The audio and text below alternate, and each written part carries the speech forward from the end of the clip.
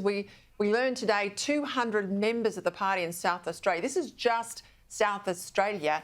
They have quit the Liberal Party in protest over what they see as Susan Lee's weak leadership, particularly on the issue of net zero. So, Peter, it's almost got past crisis point, hasn't it? It just shows that the people in Canberra really are showing a tin ear, because every division of the Liberal Party around Australia has echoed dumping net zero. And that's unfortunately what you end up getting. I mean, in 2022, we saw that there was the net zero policy. How did that go for the Liberals? In 2025, we saw again, OK, Tim Wilson won Goldstein, but we lost Bradfield. It's like sort of bashing your head up against a brick wall and expecting that brick wall to fall over one day. At one point, you've got to cut your losses. And you know what? Yes, it may well be 24 or 48 hours of negative headlines, but they've got to take the fight up. They've got to take the fight up to Labor. I don't care what Simon Holmes-A-Court, I know that we'll get on to him soon, said today. Susan Lee and her leadership team are falling for the three-card trick every single time. They're doing Labor's work for them. They're attacking their own colleagues, and it's not good. What they need to do is they need to take the fight for the Australian people to get cheaper electricity prices, improve our cost of living, and actually make this a real contest of ideas. And I do have to say that after 24 years in any job, you would hope that somebody's performance would be a lot better than Susan Lee's. I don't know her, I've never met her, but she's been in Parliament for 24 years. And surely, it's just one disaster after the next at the minute. It's the next headline waiting to be written.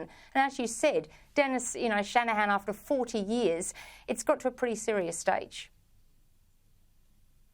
Yeah, I don't understand this argument from Simon Holmes-A-Court that so spooks the left-leaning Liberals, the moderate Liberals, James, because they say, we've got to hang on to net zero, otherwise we're going to lose these teal seats. Well, mate, you've lost them. You've had net zero in your kit bag for the last two elections and you've never had a worse result. You've got net zero on the table. You have not jettisoned it and you're at a 24% primary. Hallelujah, what does that tell you? Like, wake up. When you haven't had net zero there, you have done well electorally. When you've opposed a carbon tax that everybody said, please don't do it, don't do it, don't do it, you win in a landslide. Like, honestly, just look at the scoreboard. Well,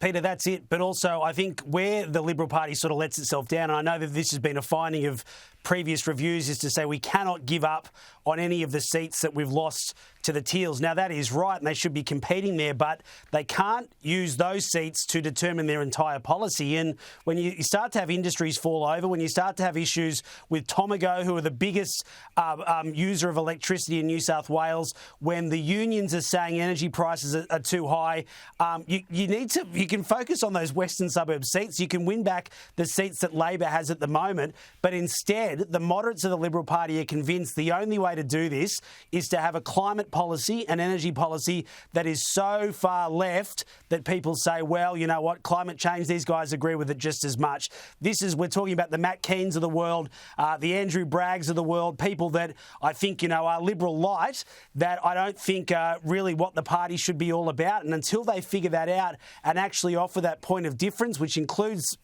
scrapping net zero, which includes backing coal, getting more gas into the system as well, talking about nuclear, getting that back on the agenda, well, they're going to be in opposition forever, because this will just keep getting worse and worse and worse. When the party's been run on a conservative platform, Carolee, and you know this very well given your long links to the party, and we've seen this in Canberra, they've been in power more than they've been out of power. When they've caught the state disease, and we've seen it now in every single state opposition, they are basically permanently in opposition, and they scrap amongst themselves for the spoils of opposition. And they've got opportunity, as we can see in Victoria, to take on a bad government, and they squander that.